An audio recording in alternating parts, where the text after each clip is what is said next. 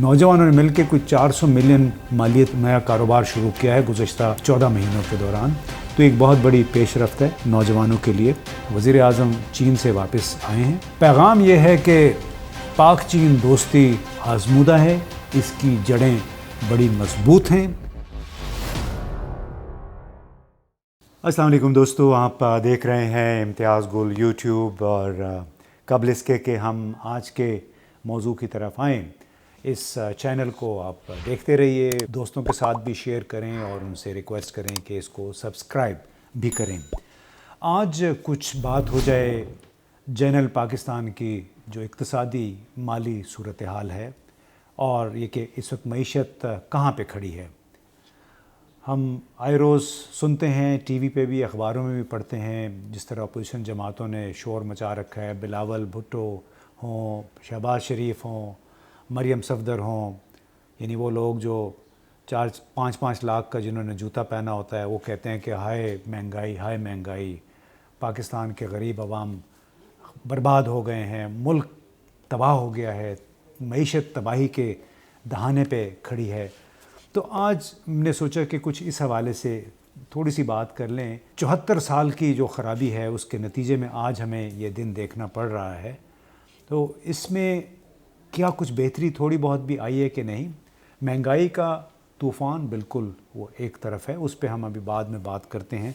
लेकिन अगर हम थोड़े बहुत इक़्तिसादी अशारिये देख लें, इंडिकेटर्स जो हैं, तो वो कोई इतने बुरे नहीं हैं। यानी पाकिस्तान की बरामदात इस जुलाई से दिसंबर तक, उसमें सिर्फ जुलाई से दिसंबर तक 25-26% उसमें इजाफ़ा हुआ है।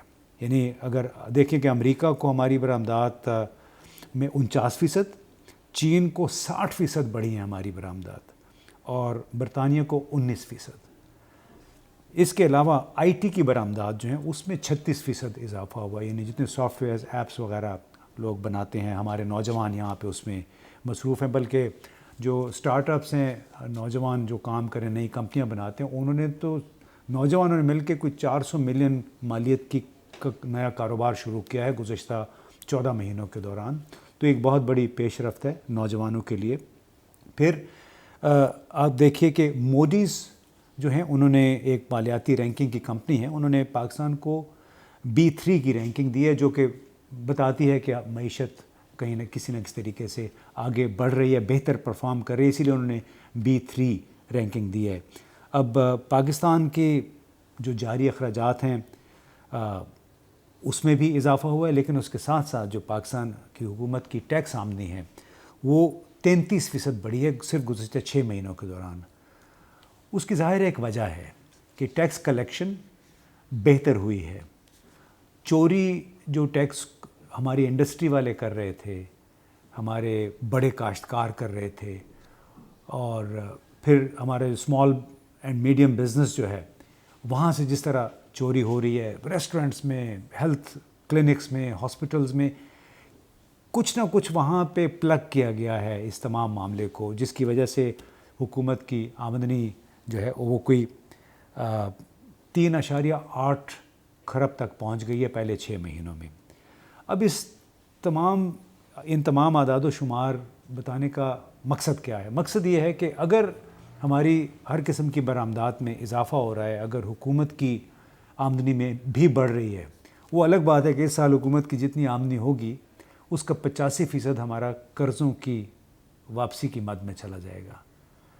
जितने पुराने कर्ज़े लिए हुए हैं हाल ही तक, हमारे जारी अखराजात में से जो इनकम है उसमें से 38% हमारी हुकूमत की आमदनी सिर्फ सूद की मद में अदा होता है।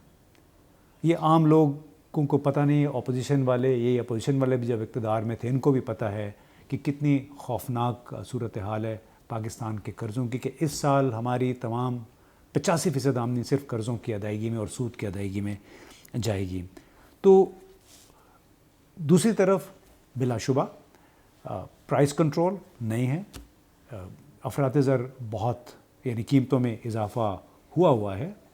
बाहर के मुल्कों में भी है, भारत में 5-6% है इन्फ्लेशन, बांग्लादेश में कोई 10-12% है, ख़ुद कनाडा एक इतना बड़ा मुल्क है, वहाँ पे कोई 20% افراط زر ہے.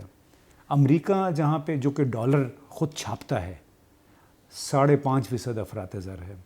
برطانیہ جس کی سب سے مضبوط کرنسی ہے وہاں پہ کوئی 3% کے قریب انفلیشن ہے اور بہت سارے کاروبار وہاں پہ بند ہو گئے ہیں. اس کے ساتھ ساتھ ہمیں یہ بھی دیکھنا ہے کہ ہمارے ملک کے اندر خاص طور پہ جو کھانے پینے کی اشیاء ہیں اس کی مہنگائی کا سبب کون ہے؟ اس کی مہنگائی کا سبب چھوٹا کاشتکار نہیں ہے، وہ ہے آڑتی، اس کے ساتھ آٹے کی مل والا، شوگر مل والا اور جو بڑے سپلائرز ہیں. یعنی یہ مل ملا کے آڑتی جو مڈل مین جس کو کہتے ہیں وہ قیمتوں کا تعین کرتے ہیں اور اینڈ یوزر یعنی عام صارف جو ہے اس کو وہ چیز 2 سے 3 گنا مہنگی پڑتی ہے جس قیمت میں وہ خریدی گئی ہوتی ہے بیچارے کاشتکار سے.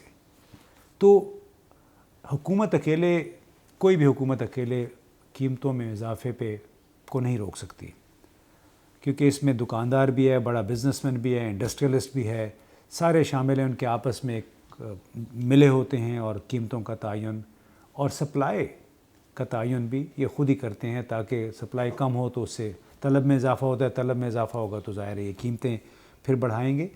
تو ہم سب کو یہ سوچنا چاہیے کہ قیمتوں کو کنٹرول کرنا صرف حکومت کا کام نہیں ہے، اس میں ہمارے سیاستدان جو کہ اکثر جن کی بڑی بڑی فیکٹریاں بھی ہیں وہ بھی شامل ہیں، دوسرے صنعت کار بھی شامل ہیں. اور مزے کی بات یہ ہے کہ جتنے ہمارے شوگر اور ویٹ فلاور ملے ہیں جن میں ہمارے اکثر سیاستدان حصہ دار ہیں وہ اسٹاک ایکسچینج میں لسٹڈ نہیں ہیں.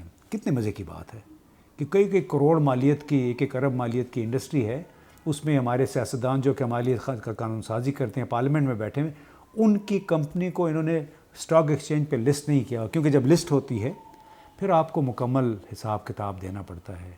لیکن بڑی اچھی بات ہے کہ ویسے تقریریں آپ کروا لیں اکاؤنٹیبلٹی اور جمہوریت کے حوالے سے، لیکن جب باری آتی ہے کہ آپ ٹیکس کتنا دیتے ہیں، آپ کتنی ایمانداری سے آپ اپنی پیداوار کی قیمت کا تعین کر رہے ہیں تاکہ مارکیٹ میں عام صارف تک وہ مناسب داموں تک پہنچے، وہاں پہ پھر انہیں جمہوریت اور اپنے جمہوری حقوق بھول جاتے ہیں. جمہوری ذمہ داریاں جو ہیں ان کو اپنی وہ بھول جاتے ہیں، صرف حقوق کے یاد رکھتے ہیں، ذمہ داری کوئی بھی نہیں یاد رکھتا. اس تمام تر صورتحال میں ایک اور جو تازہ ترین پوش آئی ہے وہ ہے چین سے پیغام. وزیر اعظم چین سے واپس آئے ہیں اور جو ہماری بات چیت ہوئی چینی سفارتکاروں سے اور کچھ حکام سے، پیغام یہ ہے کہ پاک چین دوستی آزمودہ ہے، اس کی جڑیں بڑی مضبوط ہیں، ہمارے درمیان جو تعاون کی ڈائریکشن یا سمت ہے وہ بالکل صحیح ہے، آپ کو پریشان ہونے کی ضرورت نہیں ہے. لیکن ہمیں توقع ہے، یعنی چینی حکام کہتے ہیں کہ ہمیں توقع یہ ہے کہ ہماری جو توقعات ہیں اس پہ پاکستان کے سیاستدان اور پاکستان کے افسر شاہی بھی پوری اترے. ہم جس رفتار سے کام کرنا چاہتے ہیں اس رفتار میں روڑے بیوروکریسی نہ اٹکائے. ہمارے ساتھ آپ کا جو معاہدہ ہوا ہے اس معاہدے کو آپ آنر بھی کریں، یعنی اس پہ عمل درآمد بھی کریں. تو جناب جب تک ہم خود ٹھیک نہیں ہوں گے، ہمارے سیاستدان، ہماری بیوروکریسی، چین بھی ہماری مدد نہیں کر سکتا. ہمیں چین کی جو دوستی ہے اس کی لمٹس کو نہیں ٹیسٹ کرنا چاہیے، یعنی اس کو اتنا بوجھ نہیں ڈالنا چاہیے چین پہ کہ وہ بھی ہم سے پھر اپنا ہاتھ پیچھے کر لیں. اچھا موقع ہے، بحیثیت مجموعی جو اکانومی کی سمت ہے وہ ٹھیک ہے، اس میں اب چین کی طرف سے مزید پش آئے گا. 4-5-6 ارب ڈالر کی انہوں نے مزید سرمایہ کاری صنعتیں لگانے کا وعدہ کیا ہے اور اس کا اثر 3-4 سال میں عام لوگوں تک پہنچے گا.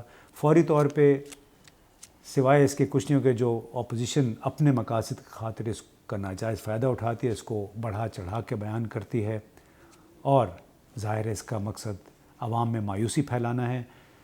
لوگ مشکلات میں تو ہیں جن کی جیبوں پہ پریشر آیا ہے، بجلی کی قیمتیں، پیٹرول کی قیمتیں، پھر اشیاء خوراک، لیکن اس کا حل صرف حکومت کے پاس نہیں ہے بلکہ ہمیں ان لوگوں کو بھی ان کا بھی احتساب کرنا چاہیے جن کے براہ راست یا بالواسطہ طور پہ مختلف بزنسز میں اور صنعتوں میں حصہ ہے اور جو خاص طور پہ جو اشیاء خوراک کی سپلائی کے ذمہ دار ہیں.